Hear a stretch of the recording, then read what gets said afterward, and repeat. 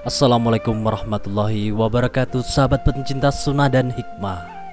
Pernahkah kita melihat ada sebagian orang yang mencari-cari di mana terdapat yang namanya keberkatan dan keberkahan hidup? Apa malah justru kita sendiri yang sedang mencarinya? Keberkahan dalam usaha, keberkahan dalam bekerja, dan mudahnya mewujudkan segala hajat-hajat lain. Ada yang mendatangi tempat-tempat yang dipercaya keramat, ada yang menghafalkan doa-doa, ada juga yang berzikir wirid tertentu agar segala hajatnya dan kehidupannya berjalan sesuai keinginannya. Ada juga yang meminta doa kepada para kiai, kepada ustadz, bahkan sampai pergi ke Makkah untuk umroh ataupun haji dengan harapan hidupnya bisa berubah seketika.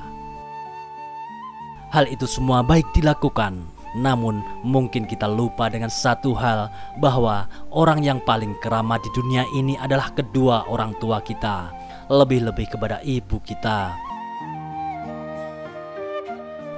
Mungkin hal yang membuat hidup kurang begitu berkah terjadi bukan karena kurangnya ibadah, kurangnya beramal, atau kurangnya berbuat baik kepada orang lain, namun kurangnya bakti kita kepada orang tua.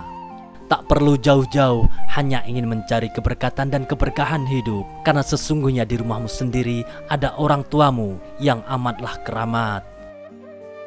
Bahkan surga ada di telapak kaki ibu, yang mempunyai arti segala ketenangan dan kebahagiaan tempatnya ada di surga, dan surga di dunia ini adalah ibumu.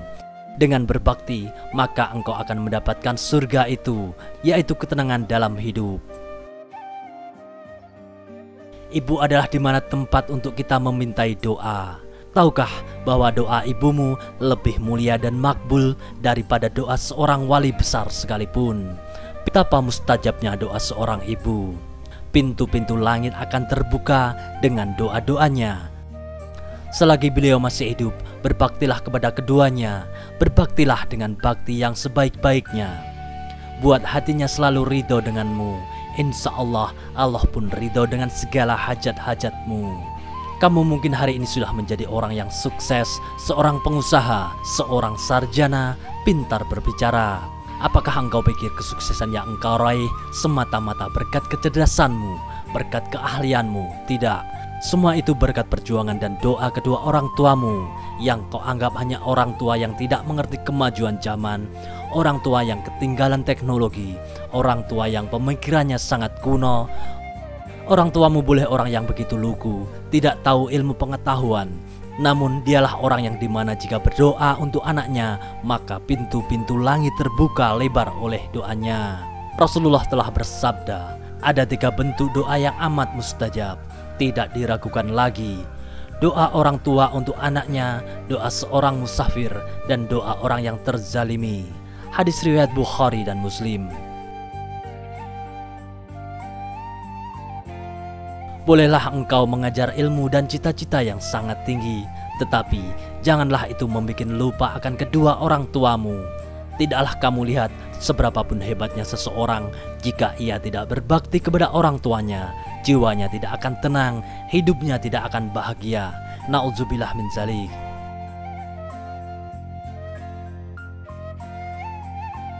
Janganlah sampai melukai kedua orang tua kita dengan mengatakan ah kepadanya.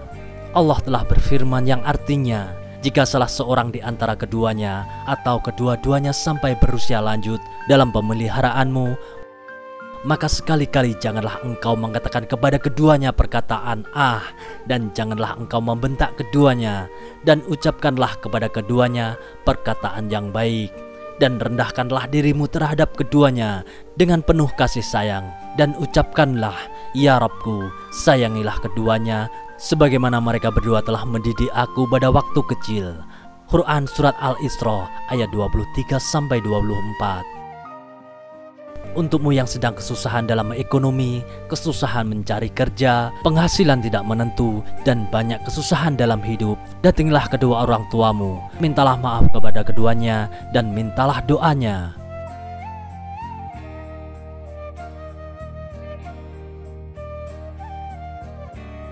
Rasulullah SAW bersabda, keridhaan Allah bergantung pada keridhaan kedua orang tua.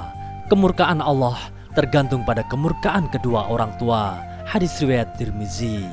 Rasulullah SAW bersabda, sangat beruntung orang yang berbakti kepada orang tuanya. Hadis riwayat At-Tabrani.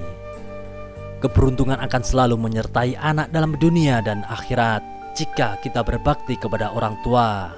Lalu bagaimanakah dengan orang tua yang telah tiada? Kita masih mempunyai kesempatan.